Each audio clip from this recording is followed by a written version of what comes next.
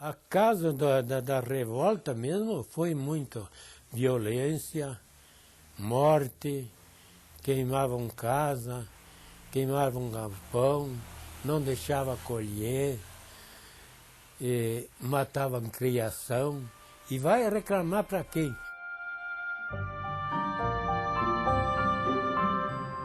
O Paraná virou notícia em 10 de outubro de 1957 por causa da luta entre colonos e jagunços. A disputa envolvia 450 mil hectares de terra na região sudoeste.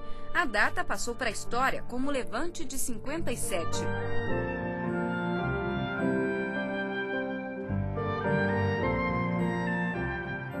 A diretora do Centro Cultural de Francisco Beltrão, Tânia Maria Guedin, explica que alguns anos antes, em 1943, o presidente Getúlio Vargas criou a Cango. O órgão tinha como objetivo atrair colonos para a região. O sudoeste do Paraná continha a maior reserva de pinheiro nativo araucária do mundo. Então, isso era visto como uma riqueza imensurável. E a terra realmente era muito fértil. Então ele criou essa colônia agrícola General Osório, em 1943, para que colonizar realmente essa região que estava assim abandonada ou desconhecida do resto do território nacional. Mas ela observa que eles não recebiam as escrituras, apenas um protocolo de posse das terras. Na verdade, essa terra estava sob júdice e as pessoas, as famílias que aqui chegaram no sudoeste do Paraná não tinham o título de posse dessa terra, elas eram poceiras. O professor de História Ismael Antônio Vanini destaca que no início dos anos 50, durante o segundo mandato do governador Moisés Lupion, as terras foram adquiridas ilegalmente por uma colonizadora, a Citla.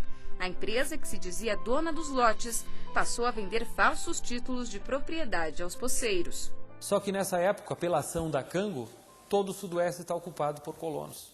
No momento que a Citla vem para requerer os seus direitos, ocorre esse embate de forças. Eles contratam os jagunços, a finalidade é reprimir os colonos, ou que eles paguem ou que eles se retirem das terras.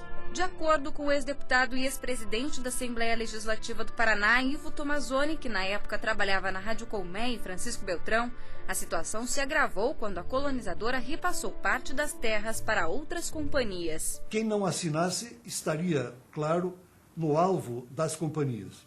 E aí então espalhou o terror junto aos colonos. Tomazoni conta que a revolta dos poceiros foi aumentando à medida que as irregularidades iam sendo descobertas. As denúncias eram feitas nos microfones da rádio.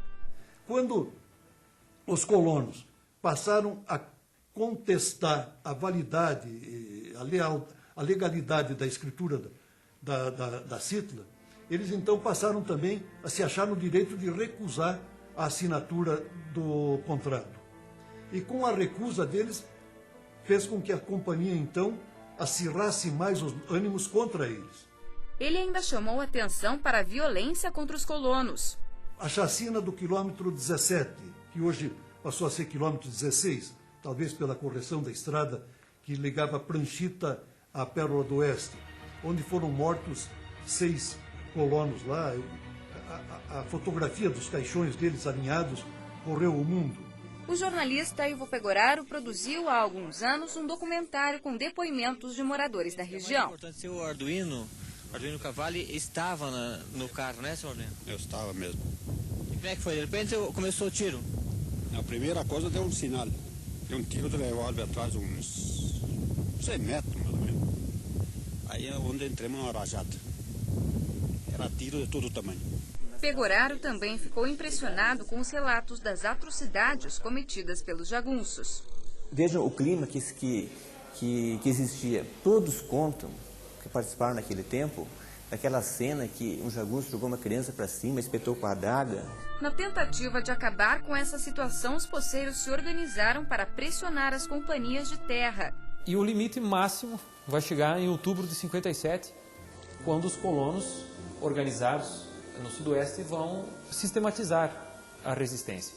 Vai chegar no dia 9 de outubro de 57, quando eles vão ter uma ação na cidade de Pato Branco, onde vai fazer com que os jagunços fujam todos para Francisco Beltrão, onde ficava a sede da Canco e a sede da Citla. Um dia depois, em 10 de outubro de 1957, os colonos tomaram Francisco Beltrão, expulsaram os jagunços, destruíram os escritórios das empresas e toda a documentação que tinham sido obrigados a assinar. Seu José Santulim, hoje aposentado, estava entre os 6.000 homens que ocuparam a cidade.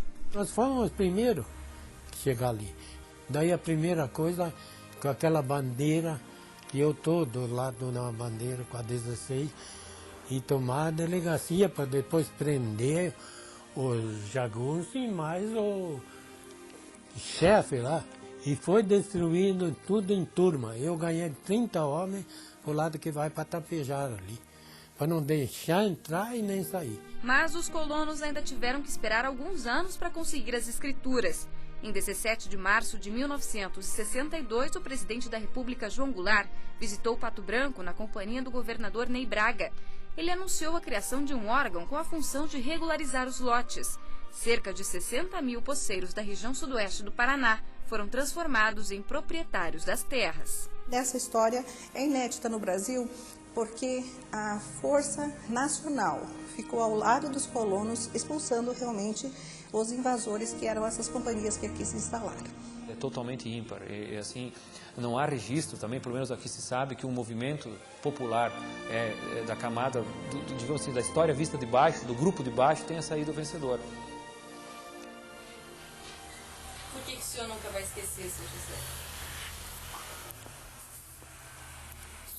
Só por causa dos crimes sem punição nenhuma.